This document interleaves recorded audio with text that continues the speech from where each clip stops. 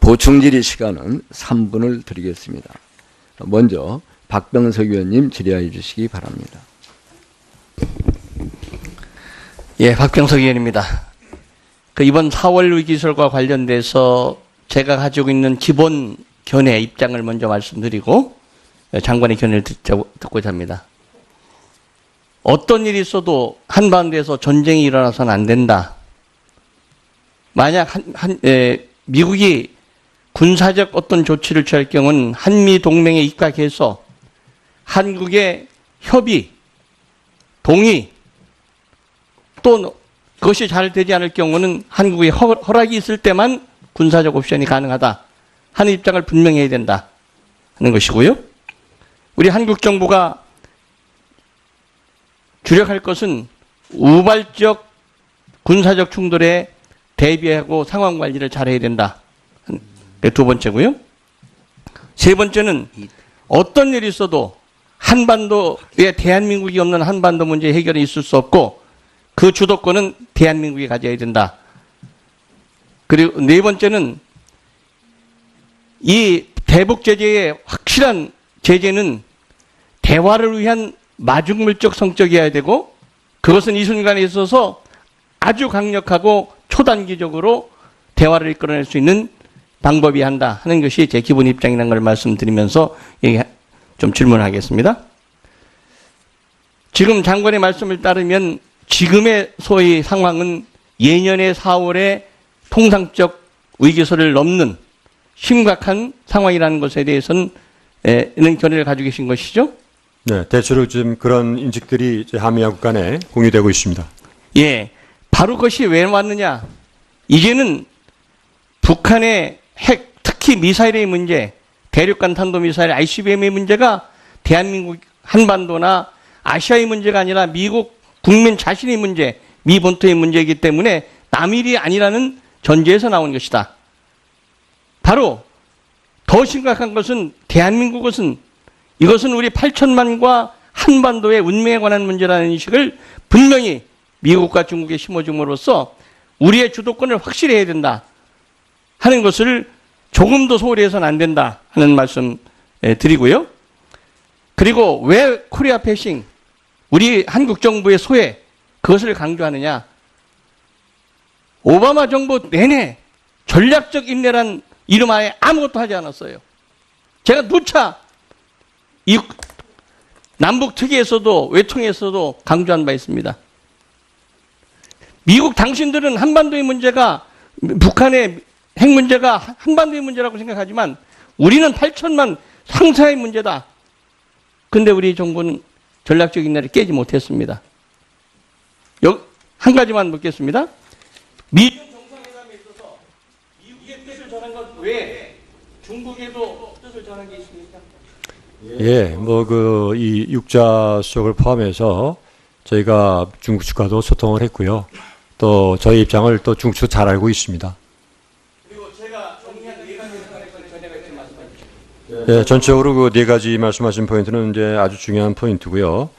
정부가 이제 이런 한미 간에 또는 우방국들과 이런 북한 정책을 우리가 이제 협의하는 가운데 이러한 중요한 측면들을 충분히 감안을 하면서 하고 있고요. 특히 그 중에서도 이 한반도 안보에 있어서는 한국이 주도적인 역할을 해야 된다. 우리 목소리를 내야 된다는 것은 그건 저희 변함없는 원칙이고 지금도 또 아까도 말씀드렸습니다만은 이번 미중 정상회담하는 준비하는 과정에서 여러 가지 기존에 하던 방식 이외에도 상당히 창의적인 방식으로 우리 입장을 상당히 포괄적이고 상세하게 그리고 아주 잘 정리해서 또 미치게 전달하고 공유했다 이렇게 말씀을 드립니다.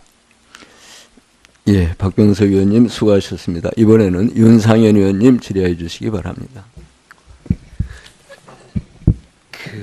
장관의 마지막 질의가 될 것 같네요. 장관 지난 4년 반 동안 제가 알기로 역대 외교부 장관 중에 최고의 워커홀릭으로서 밤늦게까지 또 일요일까지 출근하시면서 많이 쓰셨습니다.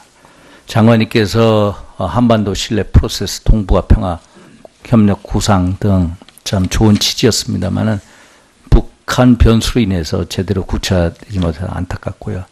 그러나 한미 동맹에 있어서 북핵 억제를 위한 확장, 억제, 또 우리가 중국하고 방공식별구역 논쟁이 있어서 2호도를 포함시켜서 카디즈, 한국 방공식별구에 있는 거는 장관님의 손으로 알겠습니다. MIS 적고 마무리 잘 하시기 바랍니다.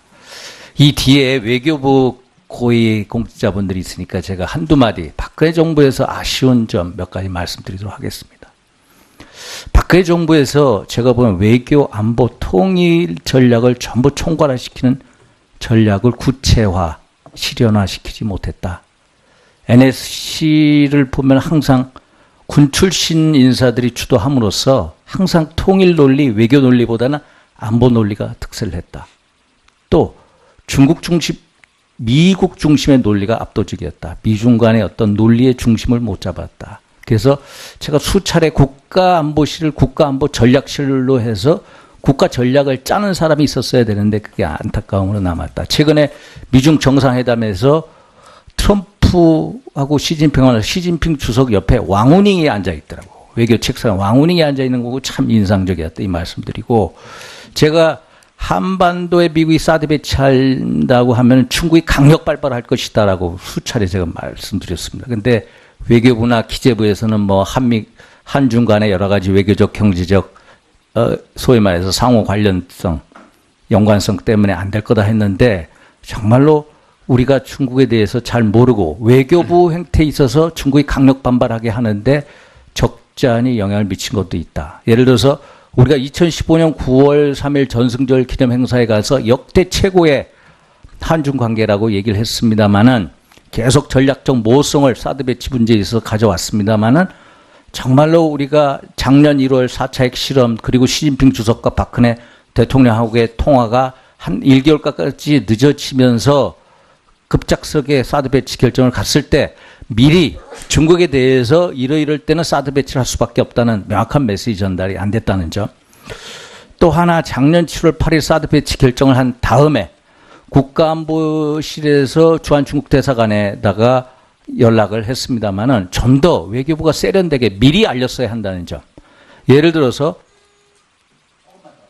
1분 더 주십시오. 예를 들어서 1992년 8월 한중 간에 수교를 했을 때 그 당시에는 중국은 미리 북한에다가 양상군 주석이 당시 김일성 주석에게 3개월 전에 미리 특사를 보내서 한중 관계가 외교 정상화되니까 미리 준비를 해라 했는데 우리는 그 당시에도 대만하고 외교를 급삭스럽게 잘랐다는 거. 그래서 대만으로부터 배신자 소리를 들었다는 거. 이번에도 똑같은 시사점을 보셔야 되고, 특히 지금 북핵 시설에 대한 폭격성이 나옵니다만은 정말로 중요한 것은 지금이 아니라 다음 정부가 들어선 3, 4개월 후가 가장 중요하다. 오히려 북한이 가장 최강도의 군사 도발을 할 가능성이 크다. 왜? 북한이 아무리 핵실험해도 핵보유국을 인정하지 않기 때문에 어떻게든 북한의 핵보유국 인정을 받으려면 남한하고의 군사적 실전을 통해서 할 수밖에 없다. 그 시기는 반드시 차기 정부 3, 4개월 후다. 그래서 이것을 보시고 외교부에서 항상 미리미리 준비하셨으면 하는 바람. 네. 예, 윤상현 의원님 수고하셨습니다. 이번에는 윤영석 의원님 질의해 주시기 바랍니다. 네, 한반도 지속적인 그 위기의 원인은 분단에 있고, 지금 그 인류 사회 최악의 그 독재 체제인 김일성, 김정일, 김정은 그 3대 세습 정권이 오직 체제 유지를 위해서 핵무기를 개발하고 끊임없이 대한민국과 국제사회를 지금 위협하고 있기 때문에 지금 발생을 하는 것입니다. 이런 것을 우리가 명확히 인식을 해야 됩니다. 북한이 지금 그 4월 15일 태양절 날 바로 내일 모레입니다. 6차 핵실험을 할 수도 있다는 그런 38로서의 전망이 나왔습니다. 여부 장관께서는 그 틸러슨 미국 국무장관과 4차례 그 대화 시에 북한의 6차 핵실험이나 또는 ICBM 발사 시에 미국이 선제 공격 또는 어떻게 대응할 것인지 이런 데서 의견을 나눈 적이 있습니까? 이제 그런 ICBM이나 육색 실험 가능성에 대한 저의 판단은 아주 상당히 이제 상세하게 전달을 했고요. 또 미측이 그런 것이 굉장히 아주 심각하게 우려를 갖고 이제 경청을 잘했고 또 그 이후에도 어떻게 대응을 할 것이라고 하던가요? 그런 경우에. 뭐 일단 틸러슨 장관 입장에서는 뭐 공개적으로 얘기한 것처럼 이 외교적, 경제적, 뭐 군사적 모든 가능한 조치를 이제 강구할 것이다 이렇게 얘기를 했습니다. 그리고 그 이후에도 이제 여러 가지 이제 다양한 얘기들이 행정부에서 나오고 있는데 중요한 것은 또 잘 말씀드린 것처럼 구체적인 얘기는 없었다는 거죠. 군사적인 문제에 대해서는 뭐 제가 여기서 말씀드리기도 그렇고요. 또 국방당국 간에 또 다양한 또 얘기들이 있을 겁니다. 저희로서 제일 중요한 것은 한미 상호방위조에 의하면은 이게 그 한국이 외부로부터 무력 공격의 그런 위협을 받을 때 미국이 한국의 방위를 지원할 수 있다고 되어 있습니다. 그렇지 않습니까? 그런데 이 북한의 핵이나 이 ICBM은 미국으로서는 미국에 대한 그런 직접적인 위협이라고 생각합니다. 그렇지 않습니까? 그렇기 때문에 만약에 이런 부분에 대해서 그 미국이 ICBM 또 핵무기로부터 위협을 받는다고 판단을 한다면은 어떤 무력 공격이든지 할 수 있다는 겁니다. 한미 상호 방위 조약과는 전혀 관계없다는 것이죠. 그렇지 않습니까? 어떤 큰 틀에서 말씀드리면은 어떤 이런 한반도 안보, 평화 안보에 관련되는 문제에 대해서 한미 간에는 지금도 그랬고 또 앞으로도 계속 그런 긴밀한 협의를 한다는 것이 대원칙입니다. 그래서 이러한 그 미국의 여러 가지 그 옵션에 대해서 어떤 그 우리가 정확히 그걸 파악을 해야 됩니다. 그리고 만약에 그런 것이 농후하다면은 우리 국민들이 뭔가 그런 것을 준비할 수 있는 그런 뭔가 체계도 지금 갖춰야 됩니다. 그런데 그런 것이 전혀 지금 그 보이지 않는다는 것이 상당히 불안한 것이고요. 그리고 지금 일본에서는 이제 오늘 저 요미우리 신문에 지금 보면은 1분 더 주십시오. 안전법이 제정이 되어서 외국에서의 그런 유사시에 일본인들이 어떤 위협을 받을 때는 일본 자위대가 개입해서 일본인들을 구출할 수 있는 있다는 그런 법률이 제정됐지 않습니까? 그래서 오늘 그 요미우리 신문에 보면은 한반도 유사시에 일본 자위대가 개입을 해서 일본인들을 구출하는 계획을 지금 일본 안전보장 회의를 열어서 지금 논의할 계획이다. 이런 보도가 나왔는데 혹시 협의하신 적이 있습니까? 이제 뭐 이러한 보도나 이런 것에 대해서는 이제 과거에도 여러 번 있었습니다만은 뭐 작년 재작년에 이제 이러한 얘기들이 일본에서 많이 나왔을 때 저희가 분명히 말씀드린 것처럼 일본 자위대 그 한반도 이 구역 진출 문제는 우리 대한민국 정부의 동의가 있어야만 된다. 그래서 분명한 입장이다. 이걸 다시 말씀드립니다. 네, 알겠습니다. 윤영석 의원님 수고하셨습니다. 이번에는 김경엽 의원님 질의해 주시기 바랍니다. 왕따 당한 사람보다 더 불행한 것은 본인이 왕따를 당하는지조차도 모르고 있다라는 거지요.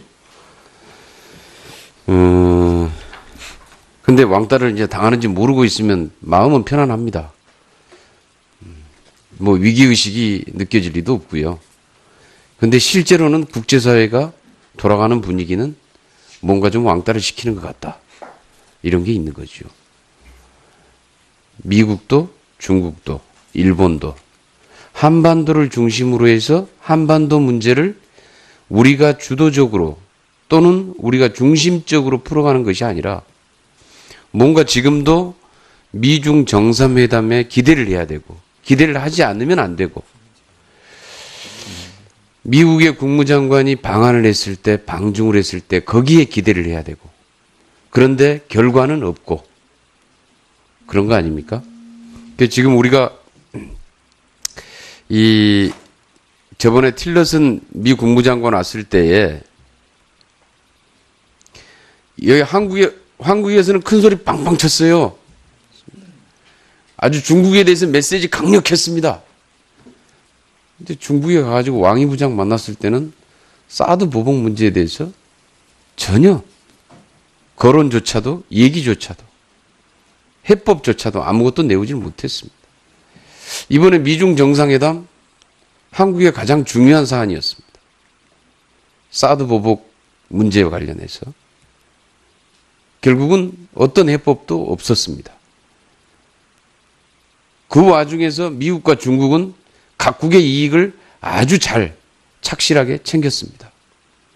우리는 거기에 기대를 했지만은 결과는 맹탕이었죠. 맹탕. 빈손이었습니다. 왜 이렇게 됐을까? 저는 한반도 문제를 우리가 중심이 돼서 주도적으로 풀지 못했던 것에서 기인한다라고 봅니다. 과거 김대중 노무현 정부 시절에 남북 대화를 중심으로 해서 육자 회담을 통해서 한반도 주변 4강의 협력을 받아내고 우리가 남북 대화를 중심으로 해서 한반도 문제를 주도적으로 풀어가던 시절이 아니라 지금은 뭔가 미국이나 중국에 자꾸 도움을 요청해야 되는 상황으로 다 가고 있는 지금의 우리 상황. 거기에 입만 쳐다봐야 되는 우리 외교의 상황이 만들어낸 결과다. 물론 미국의 외교 전략도 동아시아 전략 자체가 일본을 중심으로 한 외교 전략으로 변화하고 있다는 것도 큰 그러나 더 중요한 것은 미국의 그런 외교 전략의 탓이 아니라 저는 더 큰 문제는 우리 정부의 외교 전략의 실패. 이것이 가져온 지금 우리 한반도 이 상황 이것과 결부된 외교상에서의 코리아 패싱 이렇게 발생하고 있다 이렇게 생각을 하는데 장관님은 아직도 코리아 패싱이 아니라고 그러십니까요? 네, 제가 간략히만 이제 말씀을 드리겠습니다. 어떤 정부가 들어오든지 간에 이 한반도, 특히 대한민국이 지금 당면한 이런 외교안보 환경은 진짜 엄중합니다. 이것은 우리가 엄청나게 많은 최선의 노력을 다하더라도 쉽지 않은 그런 환경입니다. 그렇기 때문에 지금 지금 정부는 마지막 날까지 이러한 그 엄중성을 염두에 두고 이제 노력을 다 하고 있고요. 그래서 아마 다음 정부가 들어오게 되면 하루하루가 얼마나 엄중한지를 아시게 될 것입니다. 그리고 그것은 굉장히 어려운 선택을 하는 과정입니다. 최선이 없을 때도 있습니다. 그걸 말씀을 드리고 또 한 가지 중요한 말씀은 이 외교라는 것은 항상 어떤 목표와 그걸 실현하기 위한 전략적인 그런 로드맵을 가지고 하는 것입니다. 그렇기 때문에 어떤 하루 이틀 짧게 이런 짧은 기간 동안에 눈에 보이는 것이 이루어지는 그런 경우도 있습니다만은 적지 않은 경우에 우리의 그 로드맵이 효과를 내는 그런 시점이 있습니다. 그렇기 때문에 그런 점에서 인내심이 좀 필요하고요. 그러나 분명한 것은 대부분의 외교안보 사안은 정부 변화에 관계없이 똑같이 당면하는 고민입니다. 그것은 정부가 바뀌시게 되면 알 것입니다. 특히 지금 보수 정부와 보수 정부 간의 이 긴밀한 소통은 굉장히 이거는 뭐 비교할 수 없을 정도로 굉장히 강하다는 걸 제가 말씀을 드리고요. 그런 점에서 제가 통계를 자꾸 얘기하는 것도 이 정도로 우리가 전례 없이 많은 소통을 하고 있고 그 질적인 측면에서 굉장히 강하다는 걸 제가 다시 한번 말씀을 드립니다. 그래서 하여튼 앞으로 다음 정부에서도 이런 한미 동맹이 강화되고 한반도 평화가 더 그 강화될 수 있는 방향으로 하여튼 우리 저희가 모두 합심해서 소당적으로 일해야 되겠다 하는 생각을 다시 한번 제가 말씀을 드립니다. 예, 이상으로 보충 질의가 끝났습니다마는 저도 한두 말씀 더 드리고자 합니다. 박근혜 정부에 또 우리 윤병세 장관의 외교부가 남북 관계에 있어서 해온 가장 큰 실책은 북한 붕괴를 전제로 한 제재 일변도의 압박 일변도의 정책을 펴온 데 있다고 생각합니다.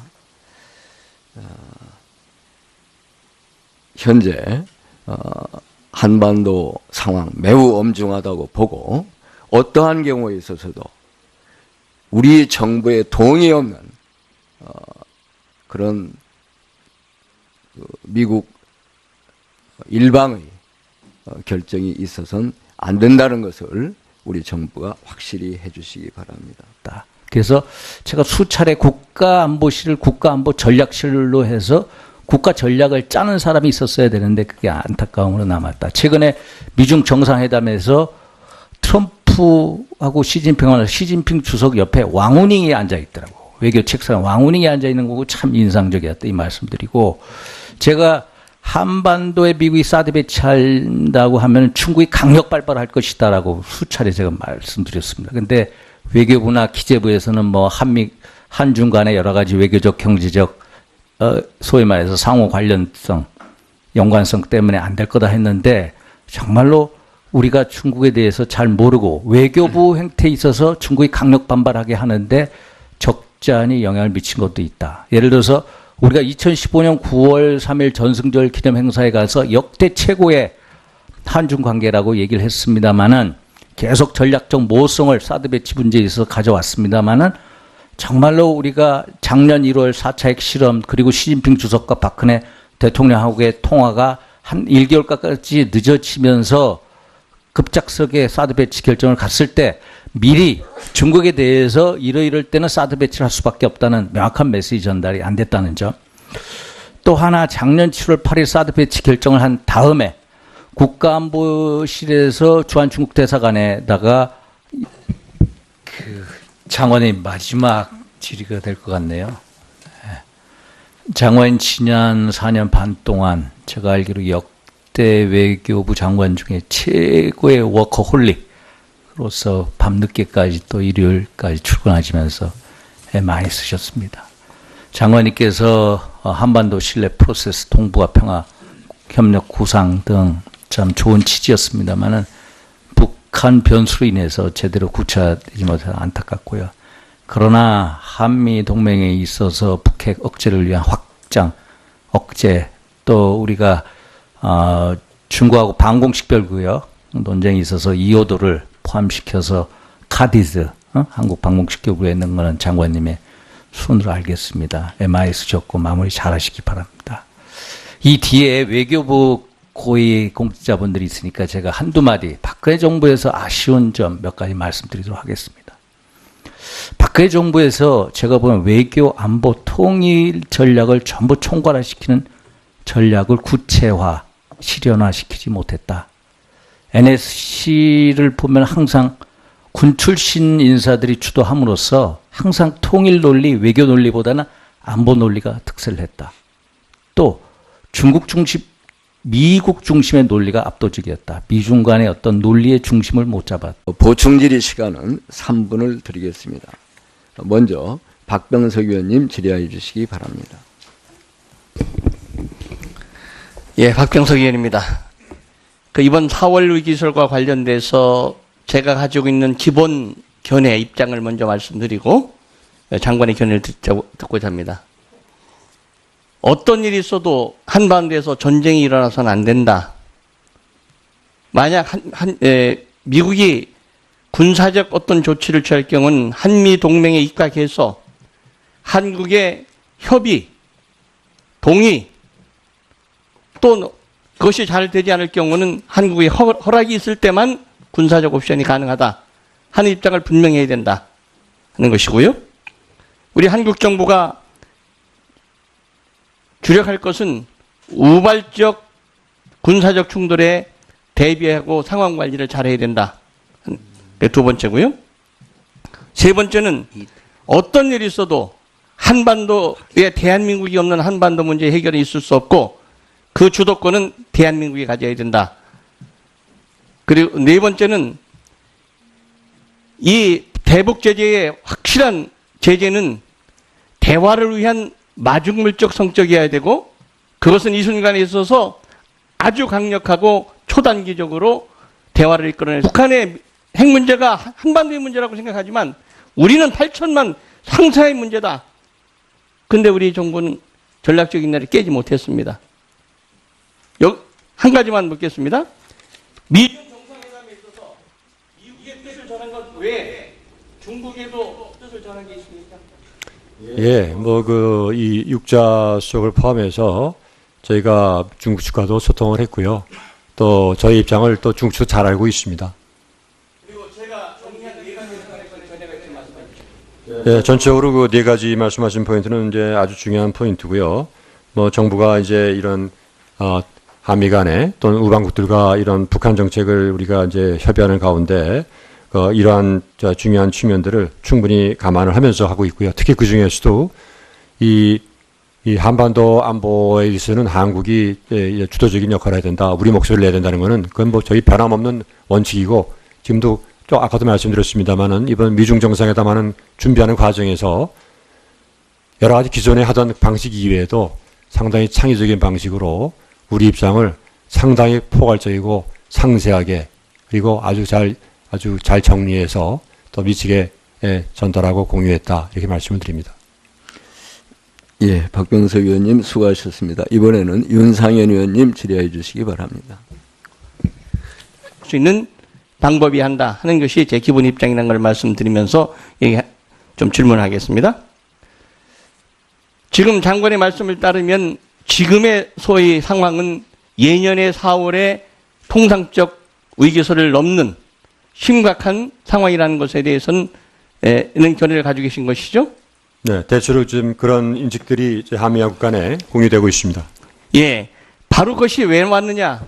이제는 북한의 핵, 특히 미사일의 문제, 대륙간 탄도미사일 ICBM의 문제가 대한민국 한반도나 아시아의 문제가 아니라 미국 국민 자신의 문제, 미 본토의 문제이기 때문에 남일이 아니라는 전제에서 나온 것이다.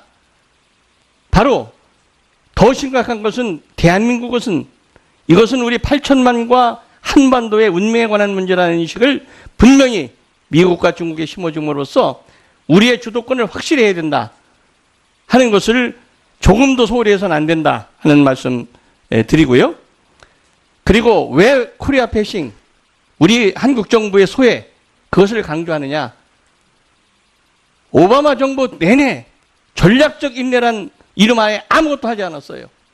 제가 누차 이 남북 특위에서도 외통에서도 강조한 바 있습니다. 미국 당신들은 한반도의 문제가